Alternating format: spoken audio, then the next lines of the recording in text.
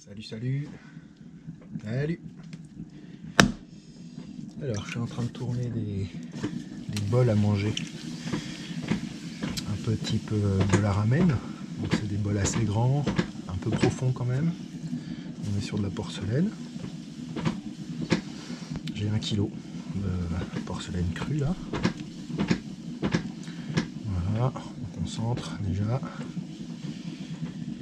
C'est un tournage assez simple, assez régulier, mais pour le faire bien, on va prendre un peu de précaution. Donc je fais très attention à ce que toute ma motte elle soit bien centrée. Et puis, voilà, je vais partir sur un diamètre ici qui est vraiment pas très large, parce qu'on va avoir un pied un petit peu resserré en dessous. Et puis après, on va partir sur une forme, un pied avec un pied assez haut et une forme d'un creux très régulier. On va utiliser une estèque que j'ai fabriquée avec une courbe simple. Voilà. Là, vous voyez que j'ai commencé à ouvrir et puis je repousse l'argile vers le centre, la porcelaine là vers le centre. Je vais avec une aiguille, je vais aller vérifier. Je vais garder facilement un bon centimètre et demi quoi. Voilà, ça c'est pas mal. Donc là je suis bien. Puis, du coup, je vais reprendre un peu ce geste là. Voilà, pour venir bien retasser au fond.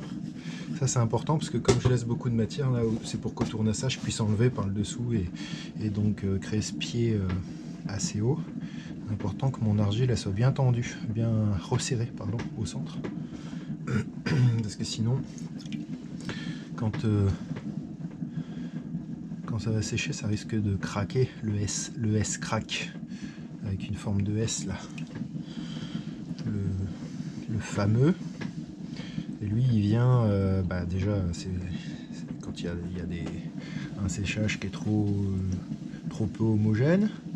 Et puis en même temps, quand l'argile elle est un petit peu trop tendre, elle n'est pas assez resserrée,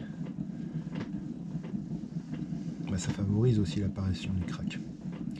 Voilà. Donc on voit que là, une fois que j'ai bien travaillé mon centre, je resserre un petit peu la forme. Et puis je viens la monter. Alors, je vais vraiment faire attention sur cette étape-là. L'idée c'est sur les montées là, c'est d'aller chercher. Je suis en train de cuver la fin de mon Covid, donc je suis désolé pour la voix. Donc ouais, l'idée c'est d'aller chercher une montée très régulière avec une épaisseur qui va être la plus régulière aussi. Alors je vais quand même ouvrir au fur et à mesure, parce que sinon on va pas du tout aller vers un bol. Voilà, je laisse un peu d'épaisseur en haut, je fais très attention, toujours pareil. Et puis je vais m'occuper, alors j'espère qu'on voit là, je vais m'occuper du bas là. Toujours garder clean. Et on va commencer à penser un peu au diamètre du pied. Voilà, donc en gardant un petit peu le pied sous contrôle. Et puis le fait de faire ça, ça fait que du coup je me réserve un petit peu de matière dans le bas là. Voilà, je vais pouvoir reprendre ça et puis venir un peu sur cette forme de bol. Alors je fais attention, j'ai l'impression que j'ai déjà bien affiné en bas. L'idée c'est d'être sur un amincissement très progressif. Hein. Voilà. Puis je vais plutôt aller vers une forme de V. Dans un premier temps, on va lui mettre un galbe, on va lui mettre sa courbe régulière après avec les steaks. Voilà, l'idée pour l'instant c'est de se concentrer et d'avoir cette réduction d'épaisseur la plus progressive possible. Voilà. Donc, je pense que déjà je suis pas totalement parfait.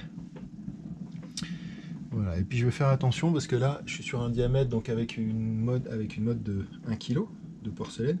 Ça c'est 22 cm. Donc je suis quasiment bon. Je vais me laisser un petit peu de marge à ce niveau là. Je commence avec une estèque. Alors ça c'est un disque de coupe diamant dans lequel j'ai gardé mon diamètre du disque et puis j'ai refait un autre diamètre ici. L'idée ça va être de repartir avec celui-là en premier lieu parce qu'il a un diamètre assez petit, et puis on va commencer à ouvrir un petit peu la forme. Voilà. Alors là on fait gaffe parce que la porcelaine c'est tout mou. Voilà, avec douceur. Et puis voilà, ça c'est, alors c'était une lame de scie, ça, de scie égoïne, hein, tout bêtement, un truc qui était plus affûtée, puis j'en ai racheté une autre. Aujourd'hui ça coûte plus cher, puis ça s'affûte plus les lames, donc c'est un très bon matériau pour faire les steaks. On trace une courbe, et puis ça passe à la ponceuse à bande pour avoir quelque chose de bien régulier. Et voilà, là j'ai une courbe régulière, c'est là-dessus que je commence à prendre mon repère. Alors on voit que déjà je suis pas trop mal à l'œil là, c'est bien. Et puis donc je vais reprendre avec ma main droite qui est en dessous, je vais venir coller la porcelaine contre pour venir bien racler. Voilà. Ça sèche au fur et à mesure, donc j'y vais avec vraiment beaucoup de doigté. On tient bien l'outil parce que sinon tac, il part. Et puis à la fin, moi j'aime bien sur ces formes là, j'aime bien un petit peu ouvrir. Alors je surveille par en dessous. Voilà, j'aime bien un petit peu ouvrir la lèvre. Alors je supporte juste en dessous, là je laisse un petit centimètre, je supporte avec mon doigt. Et vous voyez que là, je tourne tout doucement. Voilà. Là on a préparé notre forme. Puis maintenant, surtout, il ne faut vraiment pas oublier, la porcelaine, elle aime pas trop être ouverte comme ça. Alors, quand on chinoise pas trop longtemps, ça tient. Mais l'idéal, c'est quand même de raffermir un petit peu le bord là, en rappuyant. Alors, il suffit de pas grand chose, hein, on rappuie comme ça, voilà. Et puis on vient refaire le profil. Profil qui est très important déjà parce que c'est plus agréable si on doit servir ça à ses lèvres, d'avoir quelque chose qui est un petit peu fuyant avec une pointe plutôt dans ce sens-là. Mais surtout aussi parce que